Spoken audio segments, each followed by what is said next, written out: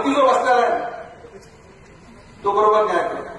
ज्या पारनेर तालुक्याच्या गोरगरीब जनतेला मी मोफत छाड्या, व्हीलचेअर, चष्मे, कानाचं मशीन वाटलं, त्या गरिबांच्या आशीर्वादाने 3 महिन्यामध्ये खासदार सुजय विखेची एवढी ओळख नव्हती एवढी आज महाराष्ट्राला माझी खासदार सुजय विखेची ओळख आहे. या सर्वसामान्य गोरगरीब जनतेच्या आशीर्वादामध्ये प्रचंड ताकद असते आणि त्या ताकदीमुळे तुमच्या सगळ्यांच्या आशीर्वादामुळे परत इथं तुमच्या समोर उभा आहे.